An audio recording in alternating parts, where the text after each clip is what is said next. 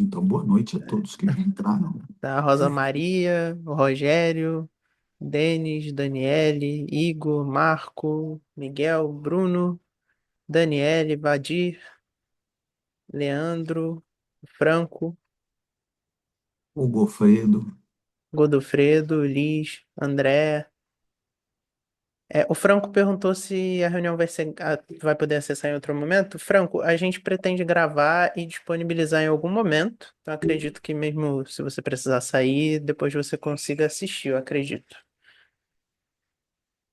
É, A Daniele falou que está assistindo do interior de Pernambuco, inclusive, pessoal. Se vocês quiserem e puderem falar de onde vocês estão acompanhando o professor agora, para a gente saber, ia ser bem legal. De qual lugar do Brasil ou do mundo, né? Que vocês estão acompanhando agora a live.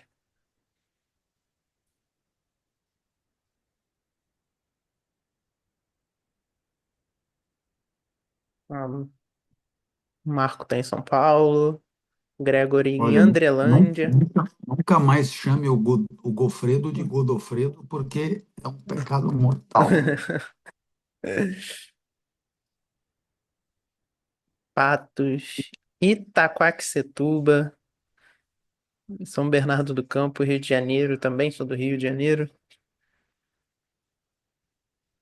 Olha aí, Limeira. tá vendo? O Ricardo é de São João da Boa Vista, cidade satélite de Vargem Grande do Sul. É brincadeira. Todo mundo sabe que São João é a ilha terrível aqui. É que eu passei as minhas férias de infância, todo ano eu passava em Vargem Grande. Então a gente ia sempre para São João, que é onde tinha cinema e tal.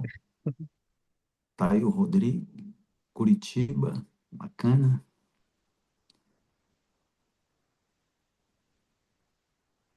Eu falo sempre, tenho família ainda em Vargem Grande, né?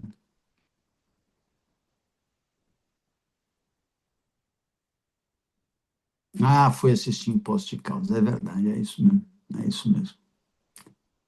Tenho saudade do Zé Candinho, não sei se você conhece o Zé Candinho. Boa noite a todos, Fernando Pinto, muito bem. Vamos dar mais uns 2 ou 3 minutos para o pessoal entrar, chegar de vez. Olha aí, Buenos Aires, que beleza. Itapevi, que beleza. Que bom. Boa Porra, noite da Bahia. Muito bem. Olha aí o Orlando. Quer dizer, Orlando Dior. não. De Orlando, é. BH, Ribeirão Preto. Ei, Ribeirão.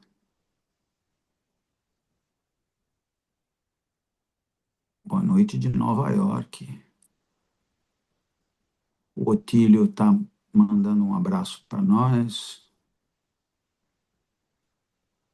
A Gisele Ivanski, Daniele, Leandro Mazato de Mogi, deve ser das Cruzes. De Vila Real, Portugal, o Otílio, olha só, muito bem. Sejam bem-vindos todos. E aí, Gustavo, já podemos dar início, não? Sim, sim. Só lembrar o pessoal que no final da live a gente vai abrir um tempinho, um espaço para eles poderem mandar uma pergunta que eles quiserem fazer. Aí a gente vai acompanhando e tentando ler todo mundo que o máximo que der. Mas aí, enfim, acho que já dá para começar. O pessoal já entrou. Eu vou ficar acompanhando aqui e eu acho que já dá para iniciar já. Então, boa noite a todos. Obrigado por terem vindo e, sobretudo, obrigado por nos apoiar, né, nesse projeto nosso de colocar a filosofia na internet da melhor maneira possível. Sem os apoiadores, com certeza seria difícil dar sequência ao nosso trabalho, então a gente curte demais a iniciativa de vocês. Eu queria hoje falar sobre propósito e fazer como a gente deve fazer, que é fingir que nunca ouviu nada a respeito, né? Porque senão fica aquela coisa de repetir o que já se ouviu e a gente não avança nada, né? A gente precisa acreditar que tem alguma coisa a acrescentar. É um pouco ao contrário do que mandam fazer na escola, né? Na escola dá-se um tema, aí o professor manda ler tudo que já se escreveu sobre aquele tema, né? E aí o que o aluno tende a fazer é uma espécie de grande catadão, com um pouco mais ou um pouco menos de talento, um grande catadão. Os mais honestos, eles citam a origem, né? Então, enche de nota de rodapé, e ainda posam de eruditos que leram muito e tal. Fulano de tal disse isso, fulano de tal disse isso, fulano de tal disse isso. No curso de Direito, então, era um escândalo, né? Quer dizer, para Pontes de Miranda, pá, pá, pá, para Túlio Ascarelli, pá, pá, pá, segundo não sei quem, pá, pá, pá, pá, pá, segundo não sei... Pô, e, assim, tipo, e você tem algo aqui a dizer, né? Porque isso de coletar o que os outros disseram, eu mesmo posso fazer, né? Então, a sugestão é tentar pensar por conta própria. Às vezes dá certo, às vezes não dá, mas a gente precisa arriscar, né? Então, eu começaria propondo que esse nosso tema, propósito, né, ele é um, um tipo de pensamento, né? O propósito, ele é um conteúdo da mente. O propósito está no espírito das pessoas, né? O propósito, enquanto propósito, é um tipo de produção do espírito. É um pensamento, propósito. Agora, costuma-se entender por propósito um tipo de pensamento que ele tem uma certa durabilidade, né? Ele tem uma certa recorrência, uma certa adesão, uma certa permanência no espírito, né?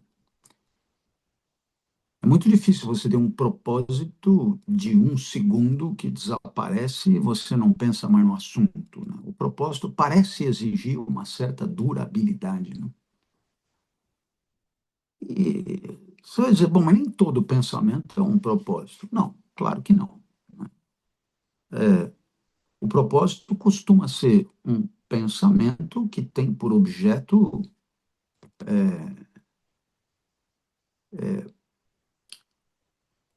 a própria vida, né? A própria vida,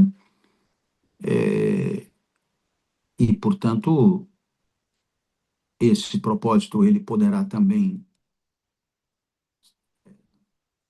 dizer respeito à própria vida em participações coletivas ou em iniciativas individuais, mas ele tem sempre por objeto a própria vida. Quer dizer, ou eu me integro num projeto junto com os outros, ou eu estou sozinho nessa, mas de qualquer maneira tem a ver com a própria vida, né? E o propósito, ele não é uma constatação a respeito da vida que é. O propósito, portanto, ele não é um relatório de uma experiência que foi vivida ou que é ou está sendo vivida, né?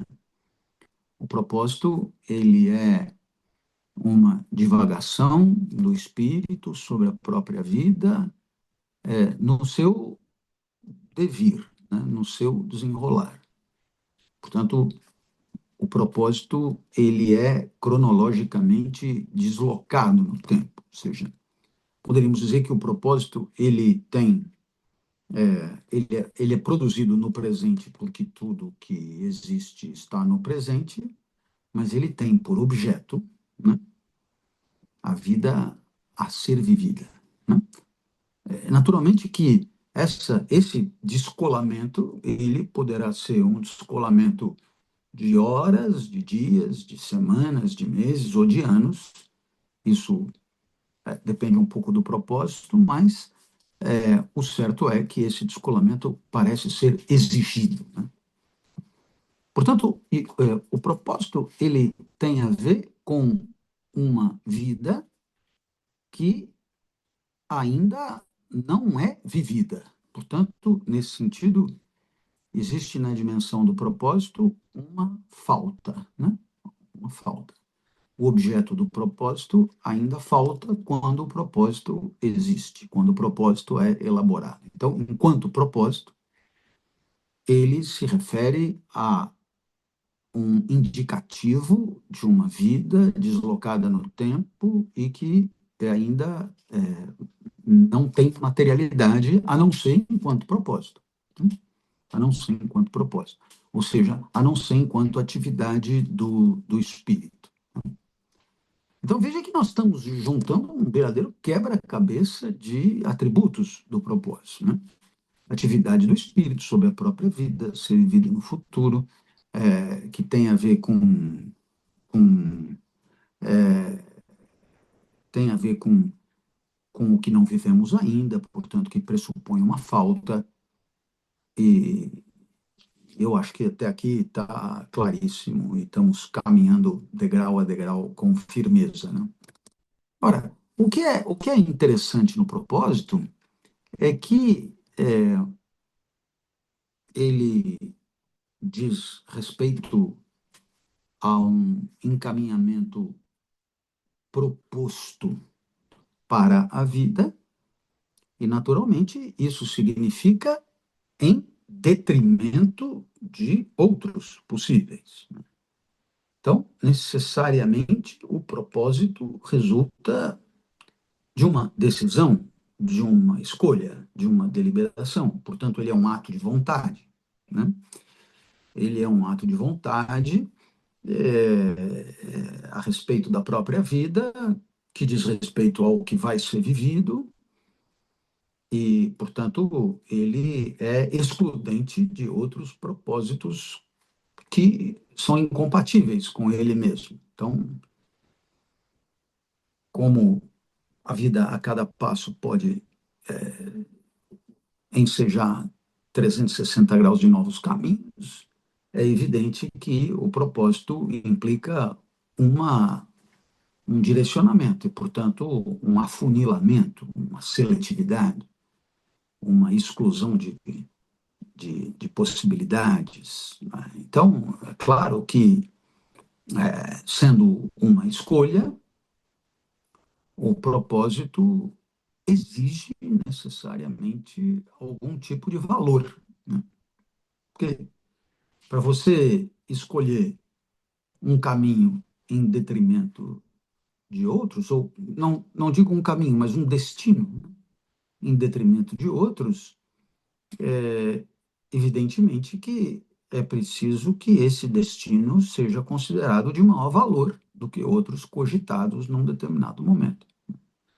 Esse processo seletivo poderá ser mais rico, mais pobre, poderá incluir mais possibilidades ou menos possibilidades, mas ele sempre pressupõe algum tipo de valor. Quem persegue alguma coisa é porque vê nisso algo de bom, algo de positivo, né? Então, a título de exemplo, vamos imaginar que eu tenha por propósito, a partir da minha atuação profissional, melhorar a competência intelectiva e a lucidez das pessoas que vivem na mesma sociedade que eu. Então, claro está que é um propósito entre outros, né? Eu poderia ter optado por enriquecer, né? E aí é claramente incompatível. Eu poderia ter optado por me tornar campeão mundial de natação master, né? Isso é bacana também, né? Fica treinando o dia inteiro e tal. Bacana também, né? Eu poderia ter optado em, sei lá, em me tornar um apreciador da natureza, um viajante, né? Um turista contumaz. Poderia ter optado em me tornar um, né? Então, veja, o propósito, ele pressupõe algum valor, né? Algum valor. Eu vejo valor eu vejo valor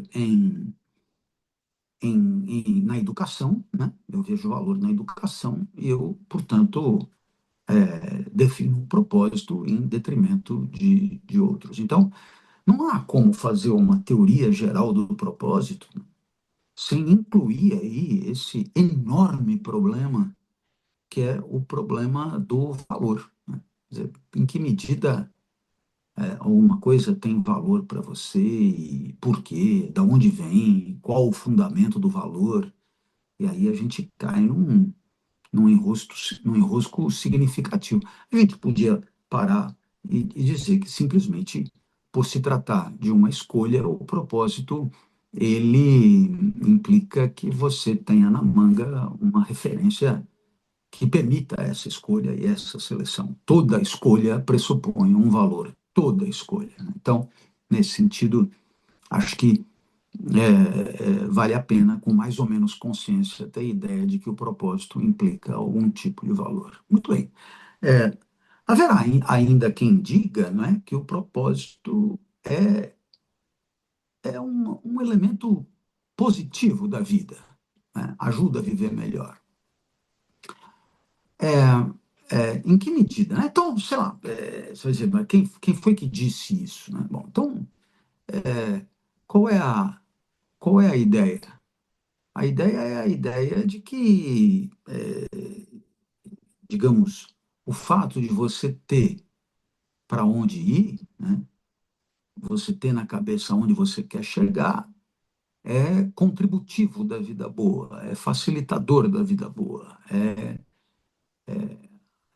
positivo para a vida na hora de viver.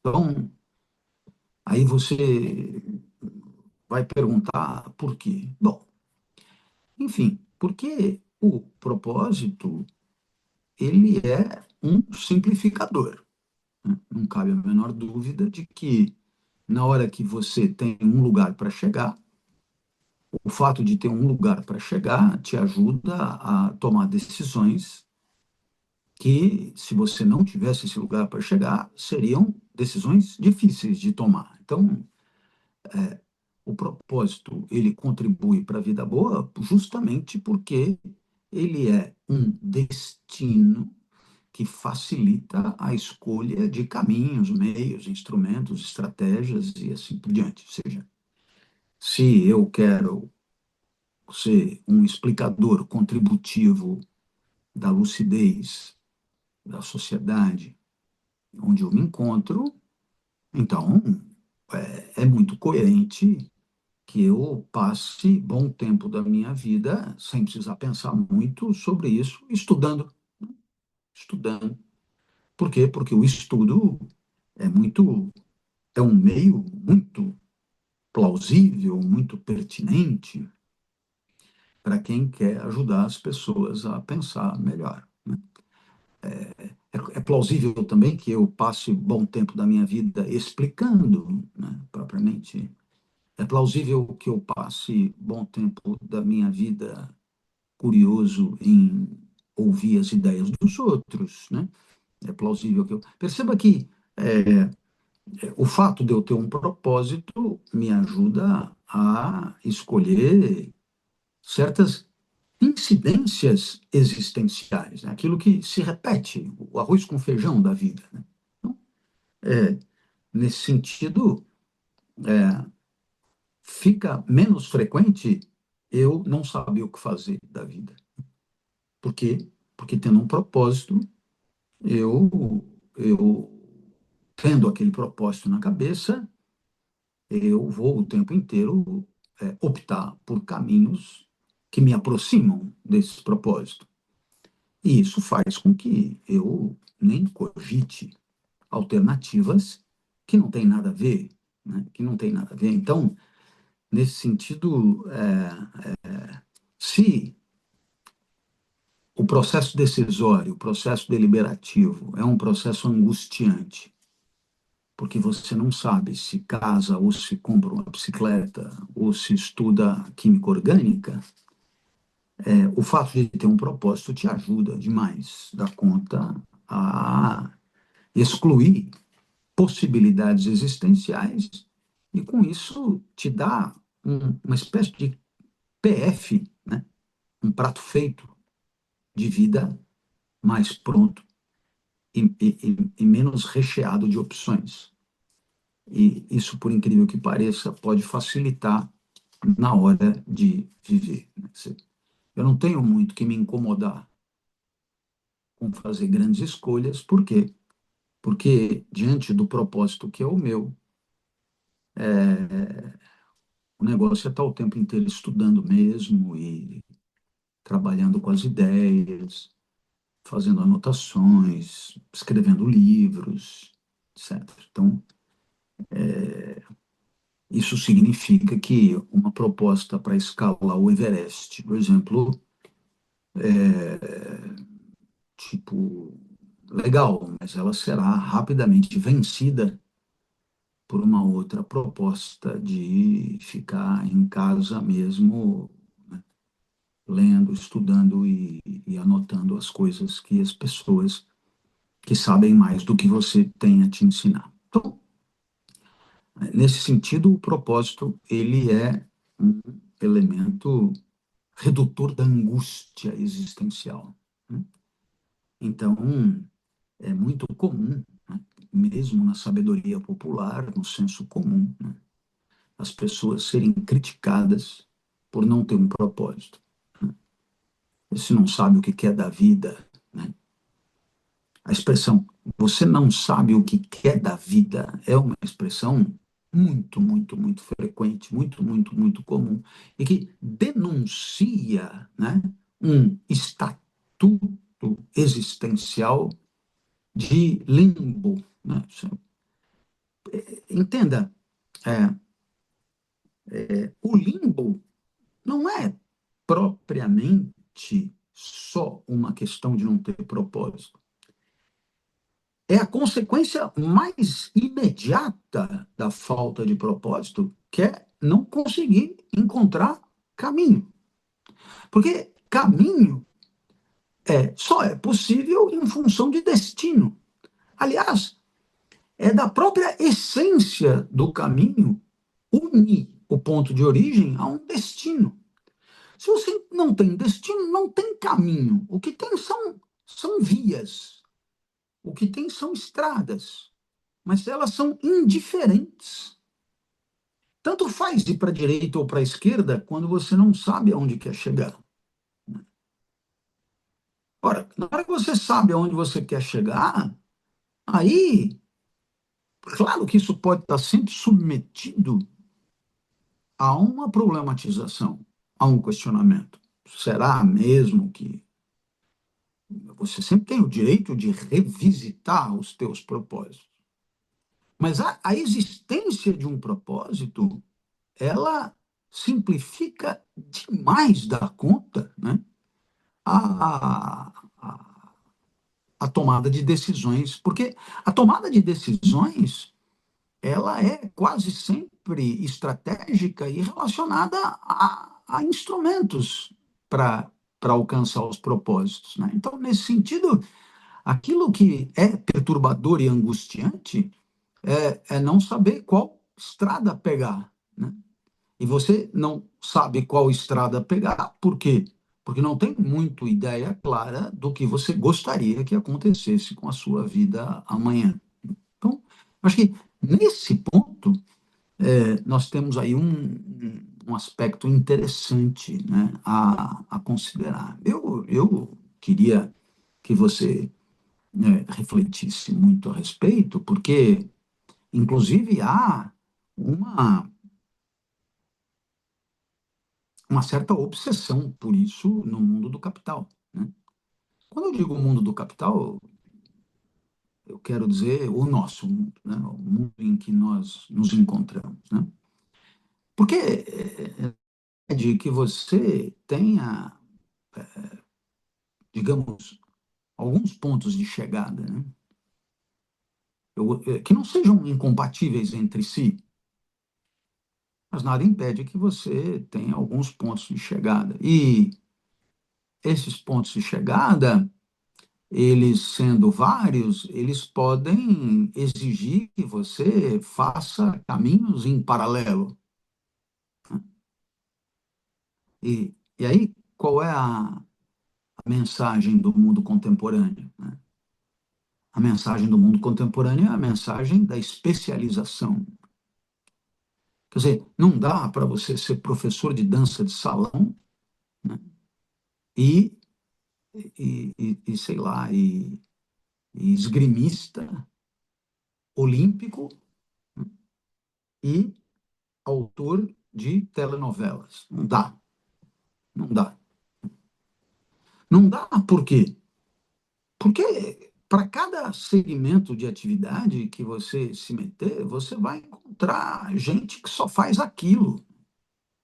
E é muito difícil ter assim uma superioridade tão grande de você ser tão bom quanto os outros em N ramos de atividade, né?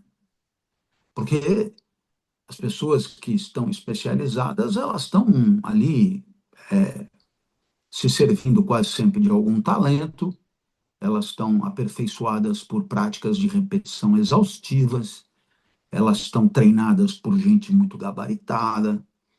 Então, o que que acontece? É difícil chegar no nível que elas se encontram, né? Então, quase sempre é preciso que você tenha um foco, né? Então, existe uma autêntica obsessão pelo foco no mundo contemporâneo, né? Quer dizer, não é só uma questão de ter propósito, mas é uma questão de conservar o propósito de tal maneira presente como referência existencial e não permitir que nada, digamos, paralelo fragilize essa busca inicial, né? E isso seria a condição de um sucesso, né? Se você for pegar lá livros de autoajuda consagrados, como Sete Hábitos do Homem Eficaz, você vai perceber que por detrás dos hábitos do homem eficaz existe uma espécie de ideologia da especificidade e da especialidade e do foco, né? Do foco. Então, o foco, o que é? É o propósito que não autoriza concorrência, né? Não aceita concorrência. É o foco que conserva o propósito como uma referência permanente de tomadas de decisão. É, Quanto mais focado você tiver, mais o propósito está presente de modo a servir de referência única para a tomada de decisões. Pessoas focadas são pessoas que decidem tudo o que fazem em função do propósito definido. Então, a título de exemplo, um campeão olímpico, né? Um campeão olímpico, ele dorme em função do título olímpico, ele come em função do título olímpico, ele, obviamente, se exercita em função do título olímpico, ele descansa em função do título olímpico, ele escolhe seus divertimentos em função do título olímpico, ele se alimenta em função do título olímpico, ele se diverte em função do título olímpico, ele faz sexo em função do título olímpico. Perceba que existe aí o propósito como referência exclusiva de tomada de decisão. E, naturalmente, isso é muito facilitador, né, da vida, né? É muito facilitador da vida. Então, é muito comum você observar, eu poderia até citar, numa família, né? Você tem vários filhos e, portanto, irmãos, né? E você tem aquele que se deu bem, né? Então, ou que está em vias de se dar bem. E é muito comum que esse que está em vias de se dar bem sabe onde quer chegar, sabe o que faz para chegar lá, escolhe o melhor caminho, a coisa e tal. Então, é naturalmente mais fácil para ele subir degraus em nome de um, de um troféu, né, pré-definido que ele vai alcançar ou está na iminência de alcançar. E aí, então, ele é quase sempre aplaudido por todos à sua volta como alguém que é bem resolvido, como alguém que deu certo, como alguém que, né? Paralelamente, você pode ter irmãos, digamos, de uma pluralidade dispersa, né? E aí, é claro, na hora que você tem, digamos, vários vários pontos de interesse, etc., você não pode ter o mesmo tipo de trajetória de um indivíduo focado.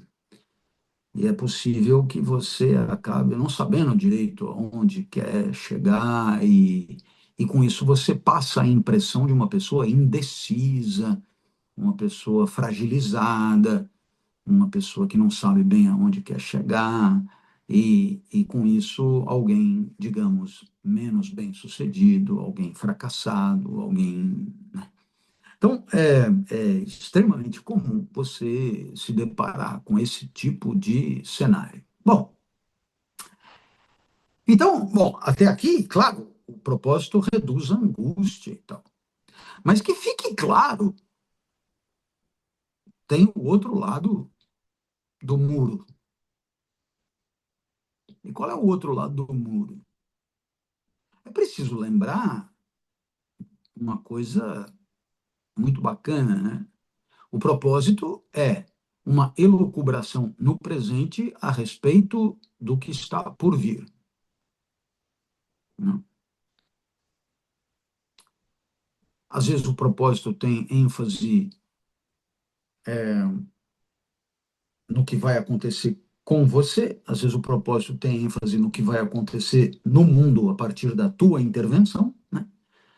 Às vezes o propósito é claramente coletivo, às vezes o propósito é claramente individual, às vezes o propósito ele é ultra voltado ao próprio conforto, às vezes o propósito é absolutamente generoso e altruísta, às vezes o propósito ele é moralmente mais elevado, moralmente menos elevado, bom, enfim, isso aí está claro. Agora, o que é certo é que nós estamos lidando com o chamado futuro do espírito, né? Ou o presente do futuro, ou algo a acontecer. E aí nós poderíamos dar a palavra a todos aqueles que olham para o futuro, para esse futuro aí, com desconfiança, a começar pelos estoicos.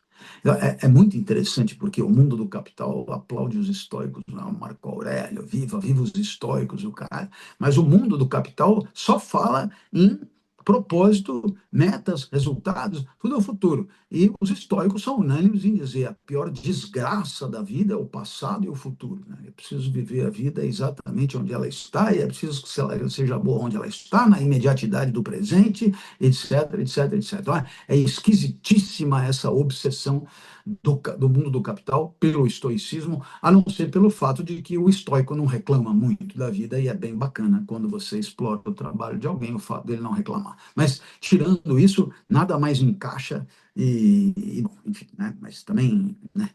Tá tudo bem. Agora, Pascal, por exemplo, diz: o homem flutua entre tempos que não são os dele e acaba indo do passado para o futuro, e de tanto esperar ser feliz, é normal que não seja feliz nunca. Então, é, perceba que, nesse sentido, existe uma filosofia existencial estoica, pascaliana, spinozana, e de tanta gente, né? que sugerirá é, que o indivíduo que vive regido por um propósito é um indivíduo, ele sim, é, de uma vida potente, de uma vida intensa, porque ele está sempre inclinado para um, um devir que ainda é ausente. E ele está com isso impossibilitado de experiências, que é a existência vivida no presente do mundo, né? Experiência do mundo, experiências que, que se justifiquem por elas mesmas, né? O indivíduo que vive em função do propósito, ele está sempre na estratégia, ele está sempre, né, buscando. Então, tudo que é a vida acaba sendo mero instrumento de uma, de um, de um, de uma meta a ser alcançada. E essa instrumentalização da vida, para muitos, é um apequenamento, né? A vida seria muito mais rica, muito mais auspiciosa, se ela fosse de tal maneira galvanizadora de todas as inquietações que, é claro, eliminaria daquele momento de experiência a necessidade de qualquer tipo de referência futura, né? É o que acontece, é a diferença entre dois indivíduos que transam por amor e dois indivíduos que transam exclusivamente com escopo reprodutivo. Então, não, não, que fique claro, não que um seja excludente. É claro que você pode transar por amor e pretender a reprodução, mas eu estou dizendo, por isso que eu coloquei o exclusivamente, né? Porque, é claro, você tem o propósito de engravidar, por exemplo, o propósito de reproduzir, etc. e tal. Então, a transa vale pelo resultado a ser alcançado. Agora, a transa pode valer pela transa, né? A transa pode valer pela transa, né? E quando eu digo que a transa pode valer pela transa, eu quero dizer que a transa vale pela transa em cada um dos seus instantes. Não é que a transa vale pelo orgasmo, o que já seria um propósito, né? A transa vale pela transa, e o erotismo supera o orgasmo de longe, tanto que é perfeitamente possível momentos incríveis de relacionamento íntimo sem orgasmo, que o digam os tântricos, né?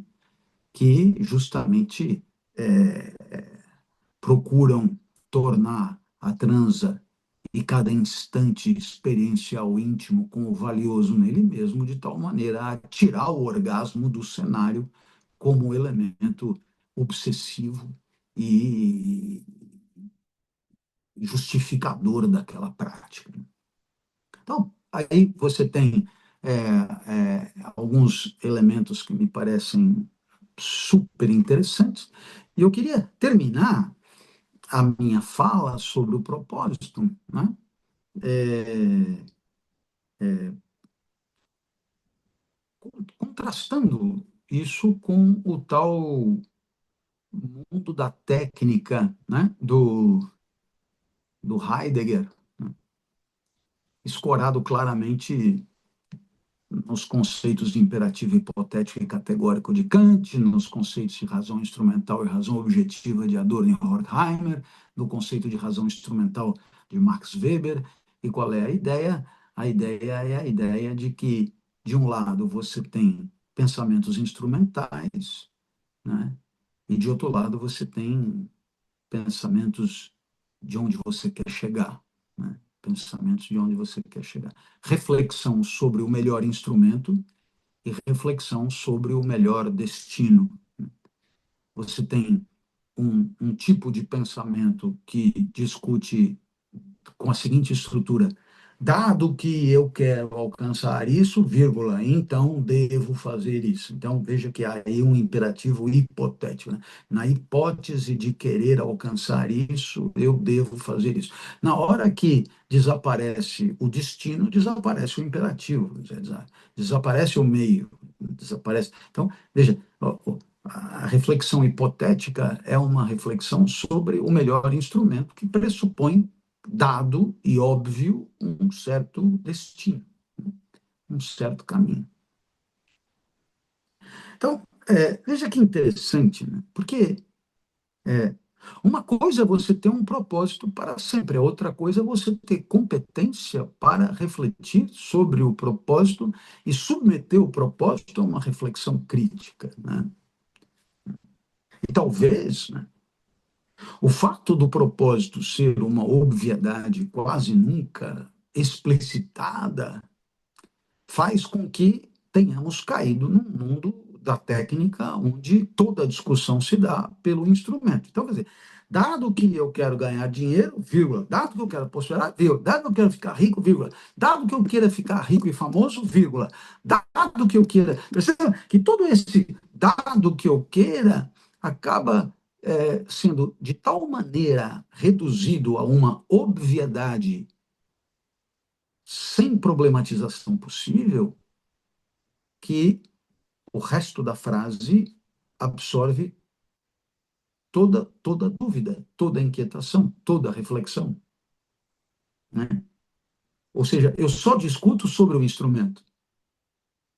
Eu não discuto sobre aonde eu quero chegar, porque aonde eu quero chegar é óbvio.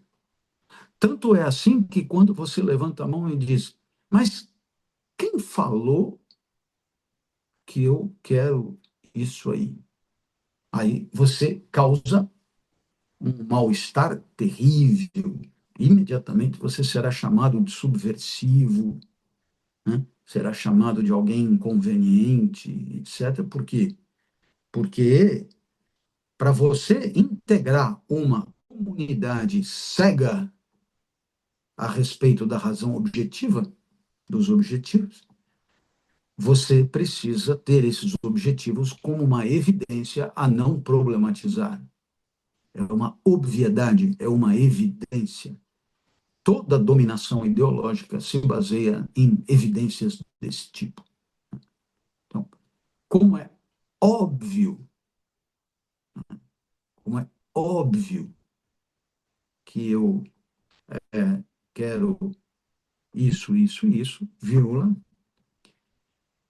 então eu devo, né, abrir um escritório de advocacia tributária, né? Como é óbvio que eu quero fazer isso, vírgula, então eu devo. Então, perceba, é, teríamos perdido a competência para refletir sobre objetivos, na medida em que os objetivos se tornaram quase todos reduzidos à prosperidade individual, ao gozo individual, à comodidade individual, ao prazer individual, ao tesão individual, ao individual, não? E teríamos, portanto, excluído toda uma problematização propriamente ética e política da reflexão coletiva, certo? Que tipo de humanidade eu quero fazer advir? Só uma reflexão ridícula. Se você soltar essa num bar, é capaz de você tirar, dependendo da hora, dependendo da quantidade de cervejas já tomadas, você tira uma gargalhada do coronel, né? Quer dizer, que tipo de sociedade eu quero fazer acontecer? Malandro, é o seguinte, desde que eu esteja me dando bem, pouco importa, né? Pouco importa a sociedade em que eu viva. Então, nesse sentido, teremos perdido a competência para refletir a respeito dos fins e teremos nos circunscrito a à discussão sobre os instrumentos que passaram a valer por eles próprios, porque, é claro, o que que o instrumento, qual é o valor do instrumento? O valor do instrumento é trazer prosperidade para o seu usuário. Essa prosperidade, ela pode ser uma prosperidade financeira, claro, mas ela poderá ser um pouco mais indireta, de pertencimento a um certo grupo que, por sua vez, poderá trazer prosperidade financeira. Depois de pertencimento a uma certa empresa de trabalho que poderá trazer prosperidade. Depois de pertencimento, mesmo que seja um pouco indireto, é disso que se trata, né?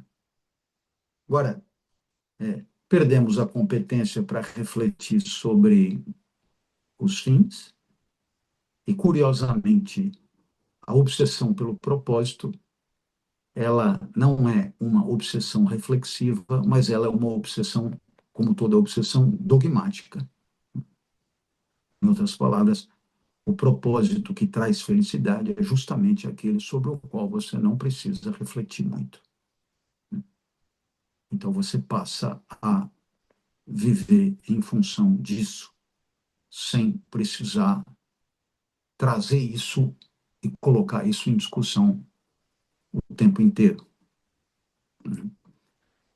E, naturalmente, isso poderá levar a um individualismo sem volta, onde mesmo aqueles que têm por dever de ofício zelar pelo interesse público, como são os profissionais da política, eles são tão obviamente voltados ao seu sucesso como profissional da política, eles são tão obviamente voltados à sua eleição e ao exercício do próprio poder, eles são tão obviamente voltados à sua carreira política, eles são tão obviamente voltados a ter mais poder do que tinham antes, eles são tão obviamente voltados a ter poder suficiente para remunerar os fiéis que apoiaram a eleição, eles são tão obviamente voltados a se dar bem que é claro que quando eles viram e falam em interesse público, é evidente, é preciso ter talentos dramatúrgicos de alta monta para não cair em desgraça e em ridículo. Bom, era um pouco isso que eu queria falar. Muito obrigado pela sua atenção. Espero não ter sido por demais enfadonho. Isso aqui é só um agradecimento a você por tudo que você faz por nós, né? Toda a equipe do Espaço Ética é muito grata pelo fato de você estar aí. Eu me encontro nesse momento na cidade de Matosinhos, freguesia de Senhora da Hora, metrô Sete Bicas, e feliz da vida de estar aqui com você.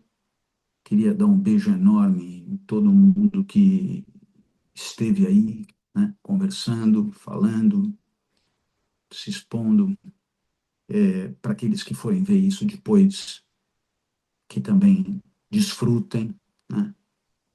E, obviamente, eu queria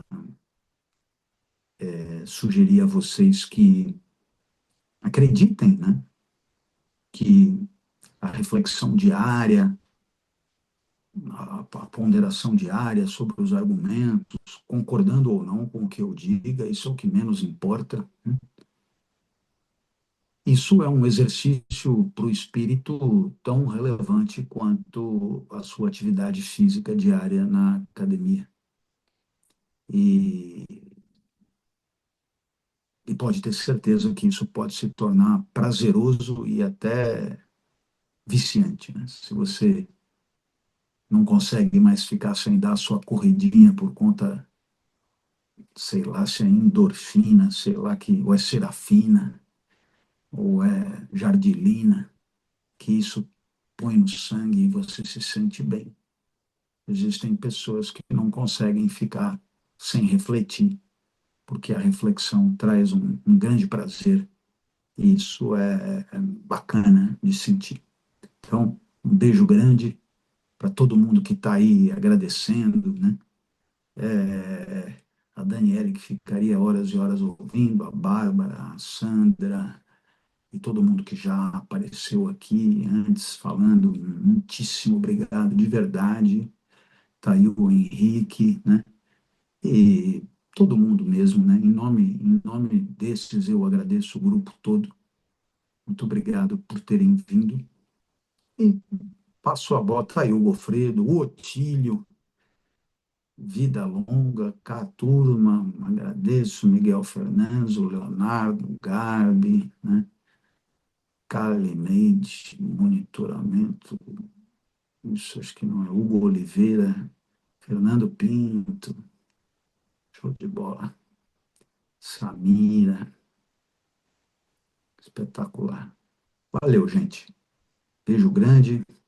Ah, o Enio tá aí, olha só, Rosana Custódio, Bárbara, ah, que maravilha. O André, Luiz Ricardo, o Rogério, Gisele, espetacular. É uma alegria imensa ter vocês aqui, viu? De verdade, tá bom? Gustavo Oliveira, Leandro, Gustavo Oliveira, chamando Gustavo Olá, Oliveira, nave mãe, olá. direto do Rio de Janeiro, A gente tem direto algumas. da Praia do Pepino. A gente tem umas perguntinhas que o pessoal deixou enquanto você falava. Eu vou lendo algumas aqui, pode ser? Claro. Você sabe É, onde fica Marapendi? não sei. Lembra? Cara, não sabe onde fica Marapendi? Não sei. Ou você não conhece o Piu Piu de Marapendi? Não conheço. Não conhece? Não conheço. O Piu Piu de Marapendi, na década de 80, lançou uma música de paródia àquela do Blitz, aquela. Você não soube me amar, né? Ah, sei. E eles lançaram uma paródia com o título O Nome Dela é Valdemar. E, olha, eu recomendo a todos, né, que entrem agora mesmo na internet, Piu Piu de Marapendi. O nome dela é Valdemar e vocês vão se deliciar. Claro que, se acharem a coisa um pouco vulgar demais, sempre poderão ouvir Teodoro e Sampaio com a sua poesia sobre a arruela do Eno, né? Mas, mas diga, qual é a piada? Qual é a pergunta? O único Valdemar que eu conheço é o técnico do Flamengo. Bom, ex, né? Ex. Ex, é. Técnico é o senhor Valdemar. Enfim, a pergunta que. Uma das perguntas que a gente recebeu foi da Gisele. Eu acho que eu vou ler agora, Gisele, inclusive. É, Ela perguntou: é o sentir que pertencemos a algo que é maior que nós mesmos? Participamos desse algo maior?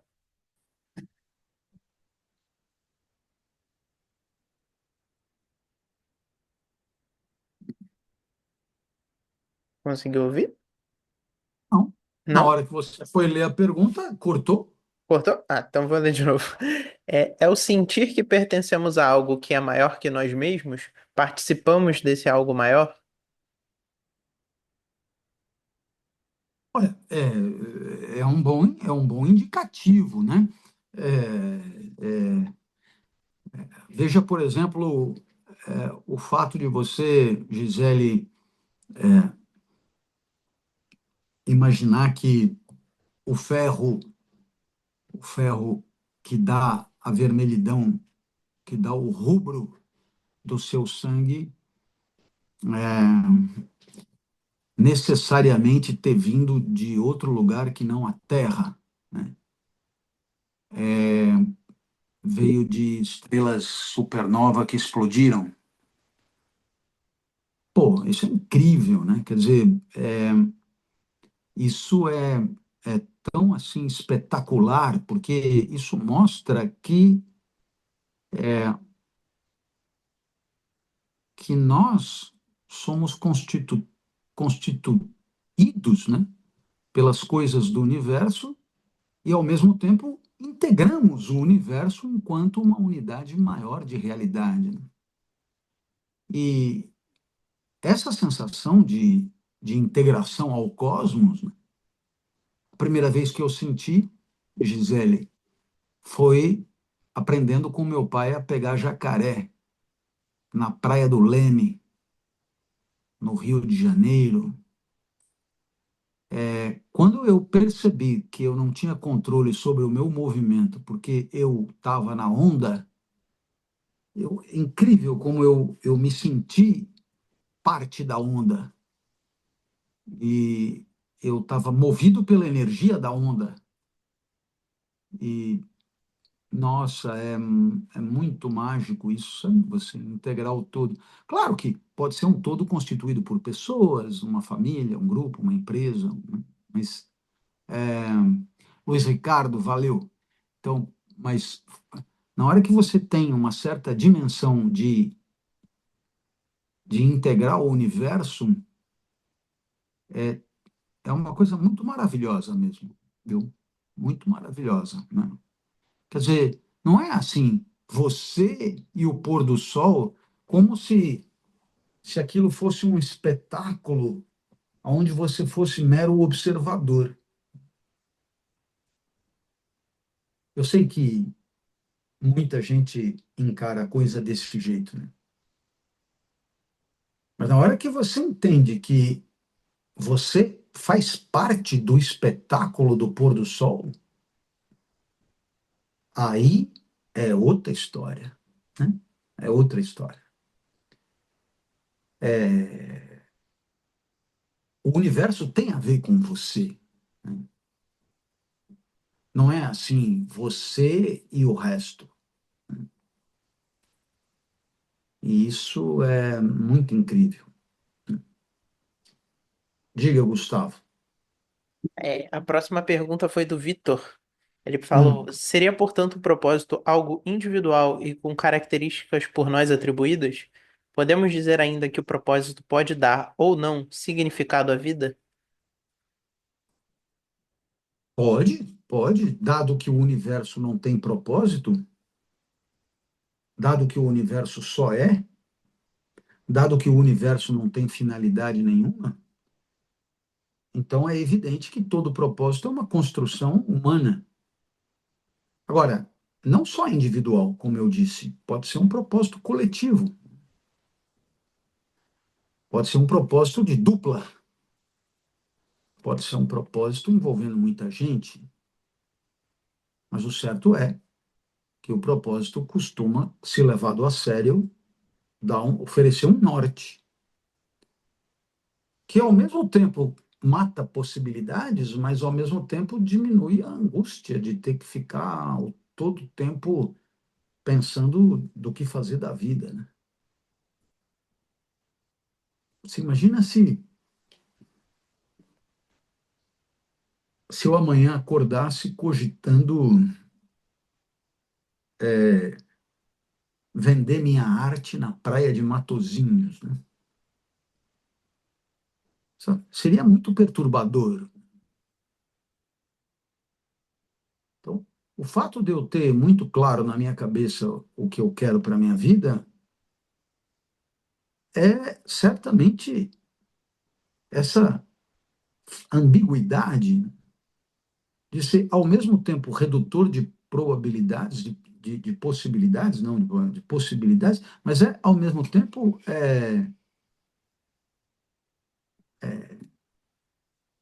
viabilizador da vida. Porque se eu ficasse a cada segundo decidindo entre zilhões de possibilidades que caminho tomar, eu não sairia do lugar, seria imobilizante. Então, o fato de você empobrecer a vida desse modo torna a vida vivível. Eu sei que é paradoxal, mas é um pouco o que eu penso. Certo, Gustavo? O Gofredo, ele tem uma inquietude, que é Hum, baseada numa frase do Nietzsche que diz: quem tem por que viver suporta quase qualquer como. Aí ele pergunta, baseado nisso, saber o que se quer é fundamental ou é um elemento no processo de existir?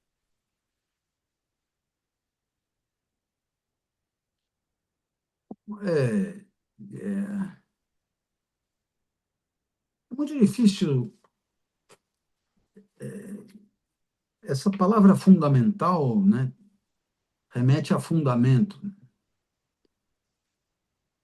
E, dado que é perfeitamente possível a vida humana existir sem propósito nenhum, então fundamental não é, mas pode ser relevante, ok?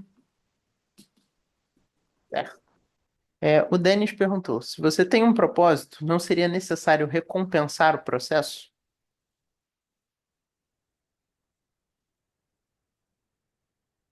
A palavra é recompensar mesmo? Isso.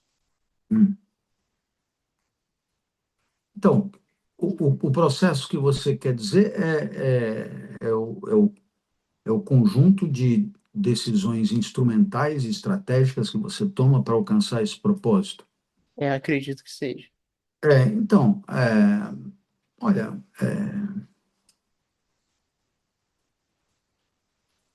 é que nem sempre acontece isso, né? Talvez fosse necessário mesmo, mas nem sempre acontece. Quer dizer, você, um time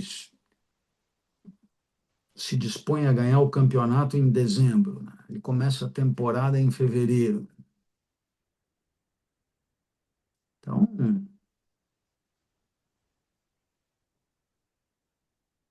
é possível que todo mundo só comemore se for campeão lá no final do ano. Se você só for ficar feliz no final do ano, claramente é pouco. É preciso curtir, é preciso curtir o encaminhamento, né? Ora, raramente acontece, né? E é por isso que acaba gerando uma sensação de frustração muito grande, porque se ter um propósito facilita a vida, desmobiliza a experiência, né? Empobrece a experiência, né? A experiência só vale em função do propósito, né? Em função, né? Ah, mas não foi campeão, então não adiantou nada. É o famoso caso da seleção de 82 do Tele, né? Talvez tenha sido o time que jogou mais bonito futebol de, de, da história do futebol. Mas sempre haverá alguém para dizer, pois é, mas a gente só chorou, né? A gente só chorou. Era uma época que a gente chorava quando a seleção perdia, até que acabaram as lágrimas, e hoje a gente até que se diverte. É porque é sete de um, é cinco de outro, é quatro de outro, né? Então é melhor investir em outra coisa. Certo, Gustavo? Certo. Dá para mais uma? Dá. O Miguel perguntou se, além da indecisão das escolhas, falta motivação para fazer tarefas básicas do trabalho por não acreditar no que está fazendo. Teria algo para dizer para alguém nessa situação? Teria. Se você tivesse um propósito genuinamente valioso para você, você tenderia a ter um pouco mais de motivação instrumental para alcançar isso. O problema é que às vezes o cara joga lá um propósito que, pô, né? Qual é o nosso propósito? Ah, nós vamos passar de 2 trilhões para 3 trilhões de lucro, etc e tal. Né? Né? Quer dizer, você que é colaborador lá, trabalha no banco X, né? Trabalha no banco X, seja no banco que termina com U, com ESCO, não importa. Aí o cara fala, pô, nós vamos triplicar o coisa de não sei quantos zilhões para não sei quantos zilhões.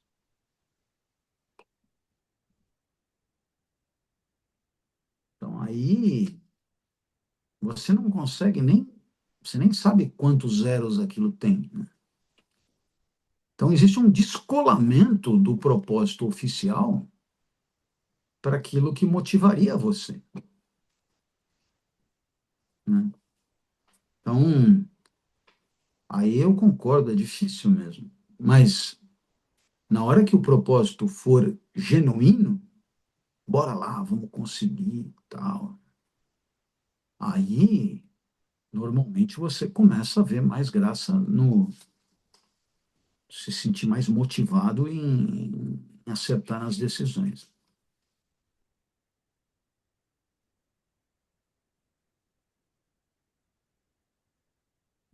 Eu acho que a última agora, hein? É da Juliana. Ah, Dado que o universo não tem propósito, somos todos parte dele. Por que a vida boa para nós estaria condicionada a ter um propósito? ué, porque justamente se o universo tivesse um propósito, nós não poderíamos ser livres para escolher o nosso propósito, porque o nosso propósito seria definido pelo universo enquanto parte dele, é o que pensavam os gregos, né? A nossa natureza indicaria qual é o nosso propósito, e o nosso propósito seria de integração no cosmos, de harmonização com o cosmos. Na hora que o universo é caótico, não tem propósito, não tem finalidade, não tem nada e é infinito, aí o que acontece? Eu estou dizendo em cima do que a ciência sugere, viu? Eu sei lá se é assim. Mas, então, o que acontece? Existe uma humanização do propósito. Em outras palavras, o propósito não é uma coisa que o homem descobre, que é o que o universo quer dele. É uma coisa que ele escolhe, ele decide, ele fabrica, né? Ele, né? Então mudou. O humanismo, né? É o, o, o propósito cósmico não é o propósito humanista, né? O propósito cósmico é um propósito dado pela ordem cósmica. O propósito humanista é o que você escolheu porque você acha que importa, né? Então, desde o desde a Revolução Científica de Copérnico, que houve uma humanização do propósito.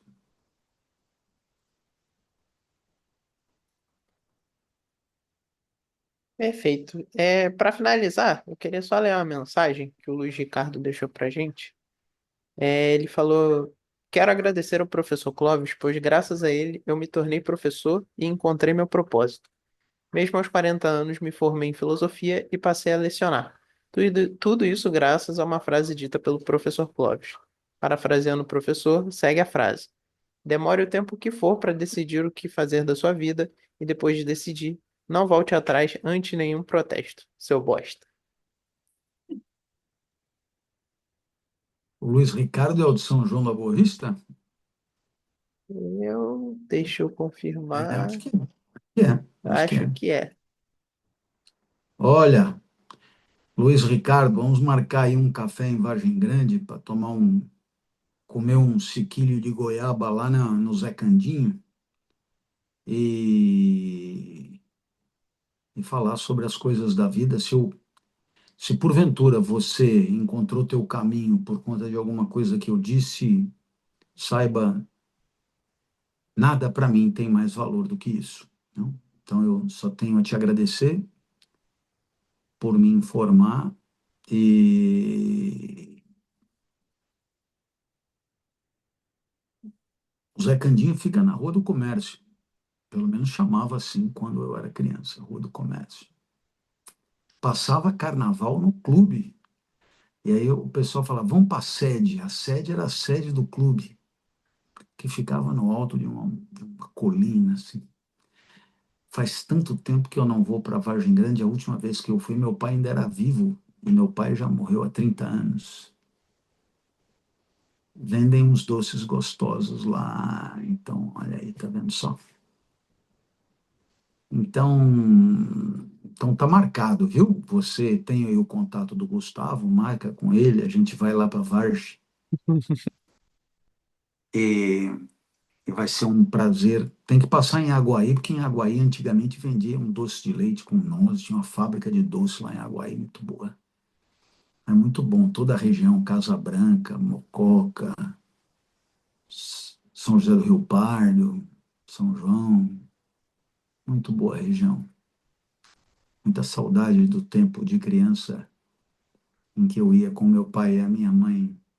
Eu até começo o livro da Ilíada e da Odisseia, que eu explico a Ilíada e a Odisseia, eu começo contando que eu estava voltando de Vargem Grande, de férias, e explodiu, uma pedra estilhaçou o vidro, estilhaçou o vidro do carro. Aí meu pai tirou todo o vidro e a gente veio dirigindo com sem vidro. A gente veio dirigindo. Meu pai e minha mãe na frente e eu atrás. E aí eles diziam: deita aí, esconde, vai ficar gripado. E aí, aquele monte de roupa em cima.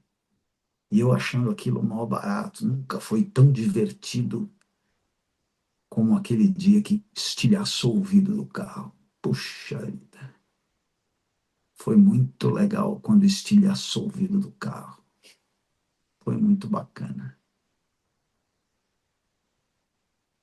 O Leandro disse: sua nostalgia nos faz explodir de. Aí eu cortou aqui, né? Explodir Você a parou. imaginação.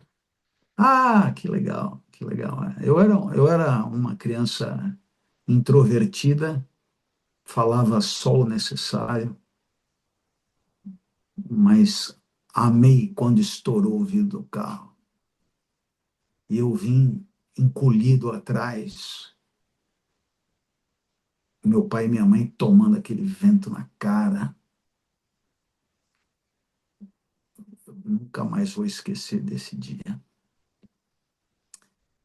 Eu gostava muito de ir para Vargem Grande. Que bom que você gostou, Denis. Beleza aí, Gustavo? Beleza. Então é isso, gente. Vamos finalizando por Tem aqui. mais alguém aí, Zé? Pera aí. Deixa eu ver se tá perdendo alguma coisa. É, O Gabriel falou que também está. Que ele escreve de Senhora da Hora, em Matozinhos. Tá brincando? Sim. Ele está em Senhora da... Mas onde que ele está? Eu estou na É, frente do Norte Shopping. Aonde ele está? eu acho. Perto do Norte Shopping. Ei, ei, ei. Eu estou na Avenida Manuel Teixeira Ruela. Olha, se bobear, esse cara é vizinho de prédio aqui, de apartamento. É, então tá bom. Então, beleza. Então, beleza, gente. Beijo grande. Valeu. Valeu. Boa noite, pessoal. Muito obrigado. Valeu, gente. Abraço.